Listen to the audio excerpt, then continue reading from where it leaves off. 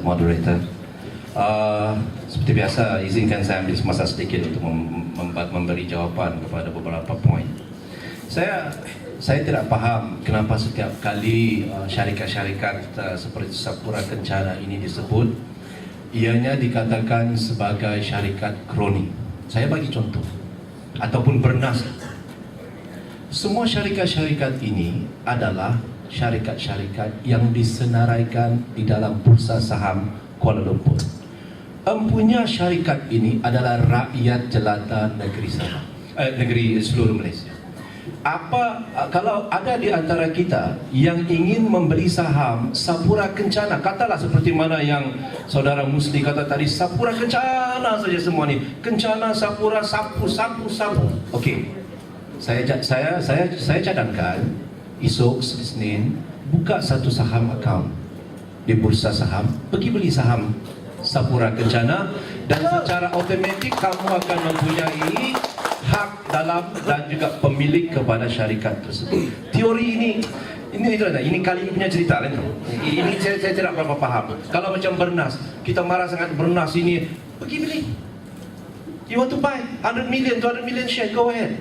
You can be part of Bernas. It is not kroni. Ia adalah public listed company. Please understand that, saudara Muslim. Okay.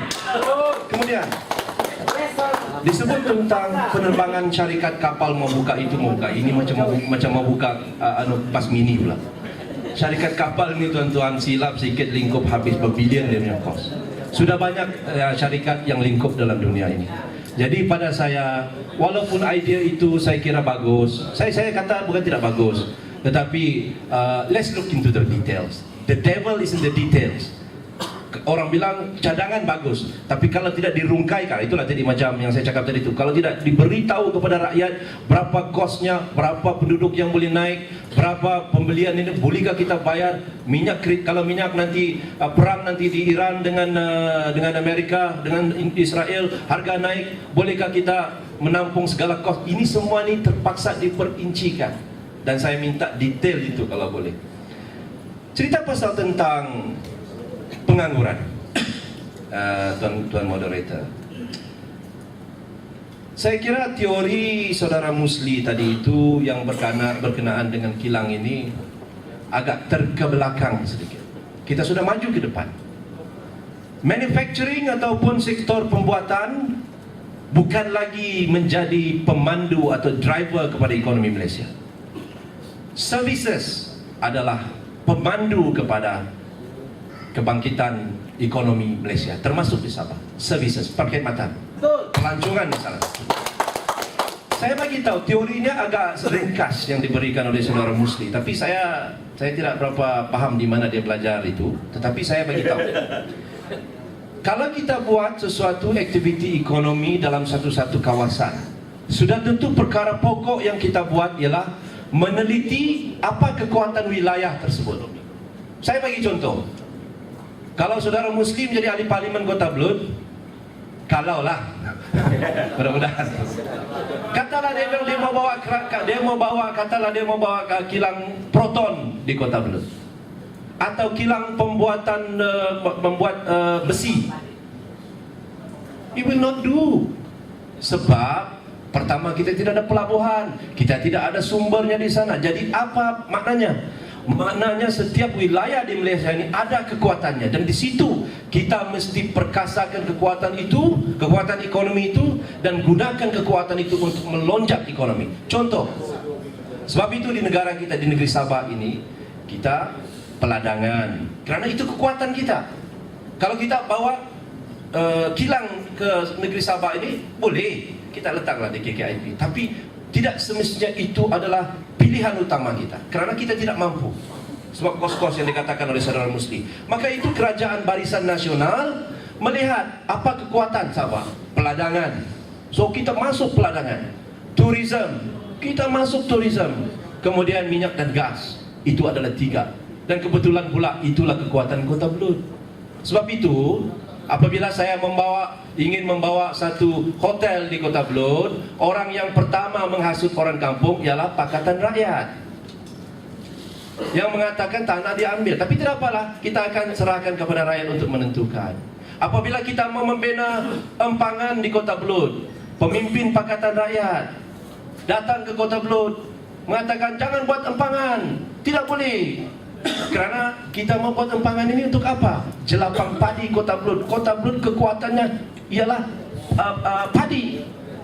Kita mau naikkan, tingkatkan pendapatan 4 kali 5 kali ganda dengan sistem pengurusan yang betul, air yang konsisten, air yang ada.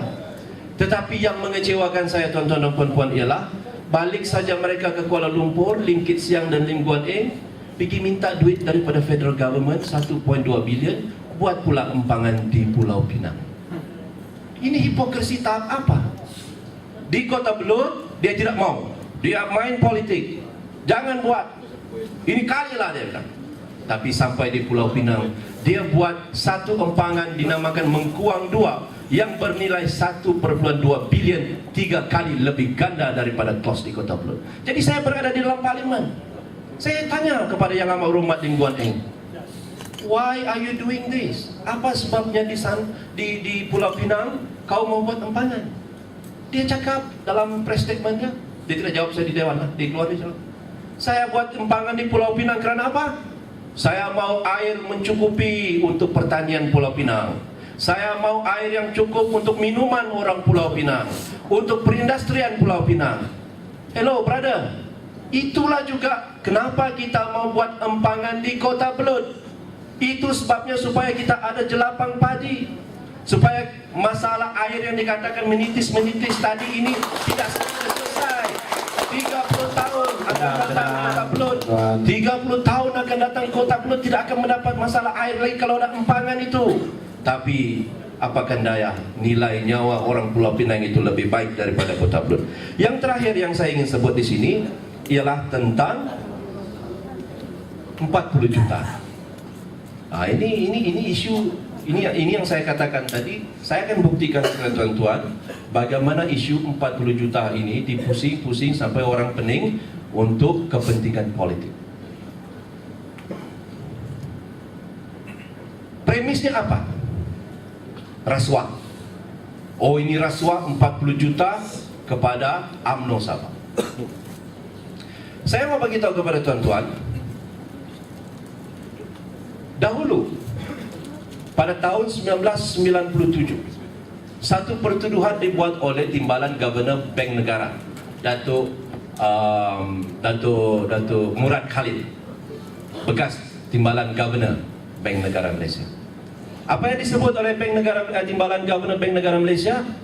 Pada waktu itu dia buat satu akuan bersumpah, bukan lagi satu police report, akuan bersumpah, statutory declaration, yang mengatakan Yang Berhormat Datuk Seri Anwar Ibrahim mempunyai 3 bilion master account. Okey, dia buat, siasatan dibuat.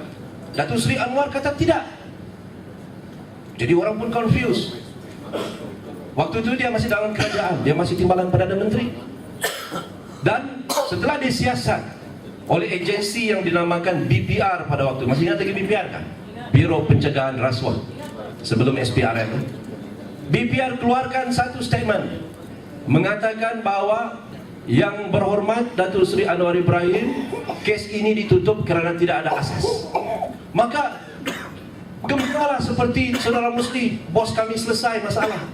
Okey, mari kita kembali kepada 40 juta. Tuduhan yang sama dibuat, dan setelah disiasat oleh SPRM, agensi yang telah menggantikan BPR ini, benda yang sama, statement yang sama keluar. Tidak ada perlakuan rasuah. Oh, konspirasi, ini tidak betul. Ini saya rasakan adalah satu hipokrisi tahap yang tertinggi. Kalau kita boleh terima 4-3 bilion, rakan-rakan kita di sini boleh menerima daripada pihak pembangkang mengatakan 3 bilion daripada Datuk Seri Anwar ini adalah satu khayalan semata-mata. Kenapa pula apabila agensi yang sama mengatakan 40 juta ini bukan rasuah, dipertikai rasuah ini? Okey, itu satu. Boleh Datuk? Ya, sikit lagi sikit. Pasal ini besar ini 40 juta ya, Profesor. Pasal dia melibatkan maruah parti saya. Saya bagi tahu tentang 40 juta ni tuan-tuan. Di dalam negara kita tidak ada tidak ada undang-undang yang mengatakan kita tidak boleh bagi duit kepada sesiapa. Kalau hari ini saya ada duit 1 juta, saya suka pada profesor, saya bagi sama profesor. Saya tidak perlu bagi alasan. Apa yang saya suka, ya saya suka Profesor handsome, Profesor ni cantik, saya bagi 1 juta. Saya ada duit. Okey. Tidak ada undang-undang yang mengatakan kita tidak boleh memberi bantuan ataupun menyokong dana kepada siapa-siapa. No law that says so. Jadi pada saya, apabila SPRM memutuskan tidak ada kes, saya bertanya lagi kepada SPRM, kerana saya adalah salah seorang daripada ahli jawatan kuasa mengenai rasuah SPRM.